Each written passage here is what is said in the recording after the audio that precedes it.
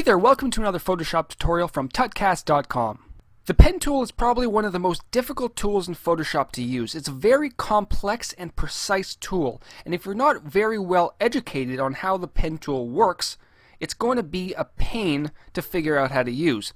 But if you do know how it works and you can use it properly, it's probably one of your best friends in Photoshop. And in this tutorial, I'm going to show you exactly how the pen tool works, and hopefully you'll learn some of the ins and outs of how to use the pen tool.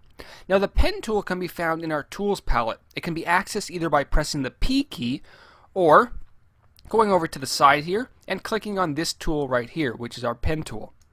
Now at the top in our options bar we have a few options. We have our shapes layer option and we have our paths option.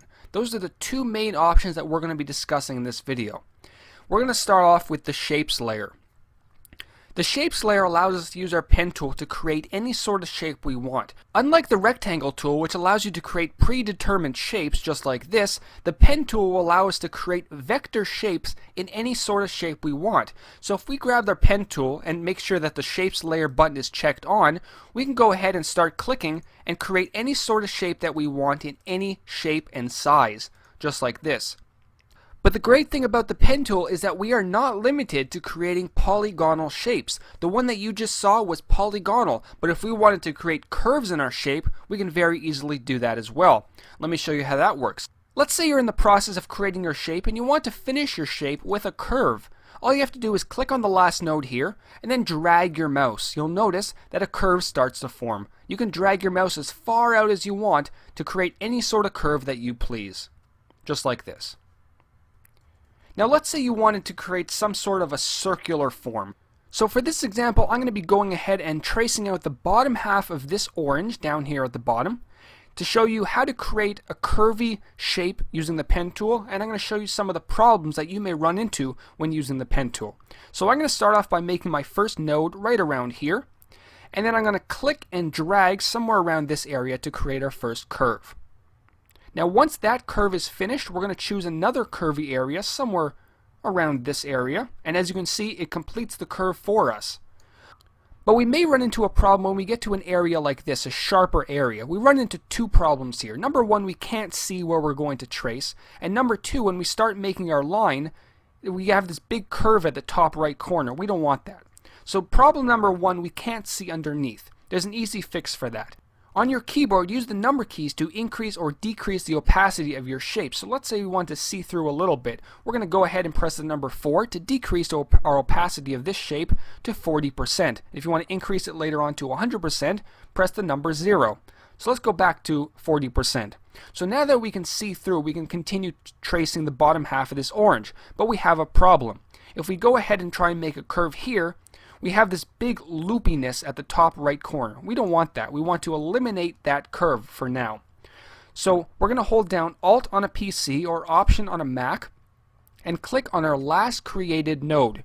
This will eliminate the curve that we were about to make. And now we can go ahead with a fresh start and create a brand new curve.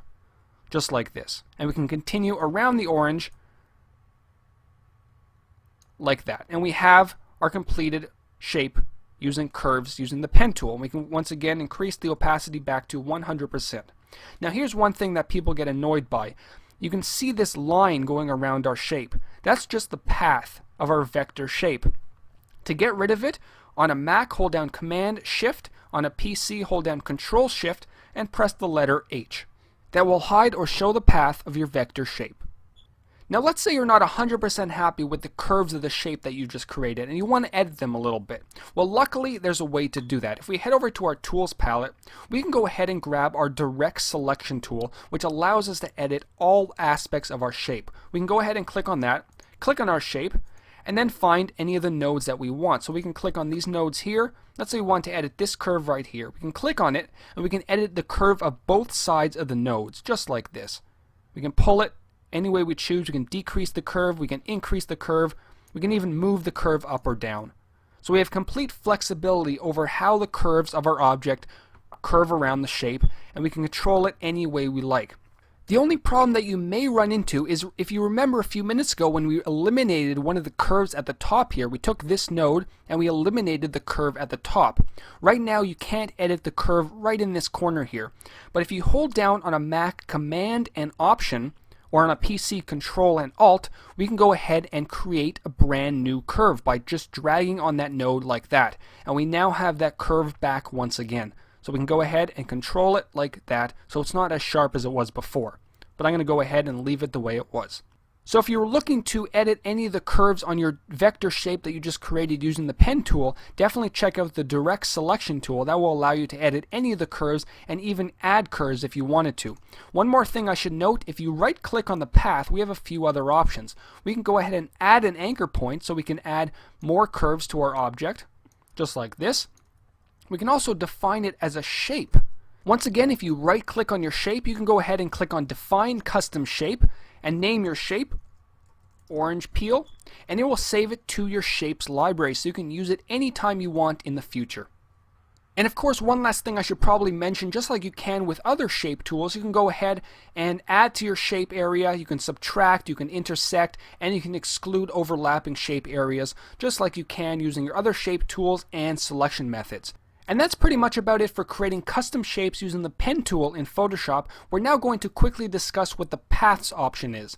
Now, unlike the shapes tool, we cannot create custom shapes using the path tool, but we can do a few other things. So let me go ahead and delete this layer.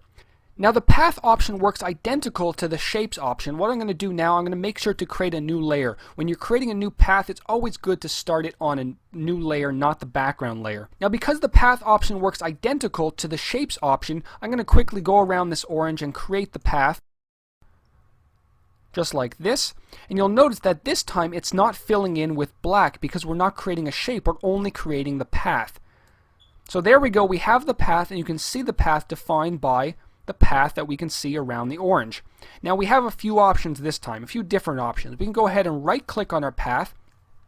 We can make it as a selection. As you can see, we have our make selection dialog box. We can feather the radius, anti-aliased, any of these options here. We click OK, and we now have a selection from that path. We can right click the path once again and choose fill path, but the problem with filling the path, we can fill it with foreground, backgrounds, a custom color, pattern, history, anything like that. But the problem is, unlike using the shapes option, this is not a vector shape, so you can't resize it and keep the quality like you can when we created a custom shape using the shapes option in the pen tool. So that's another option. We can right click and then click stroke path. A lot of people wondered what this does. Basically, we can use our brush settings. Let me cancel out of this and go into our brush settings quickly. And here we have a 13 diameter pixel brush, hardness at 100%.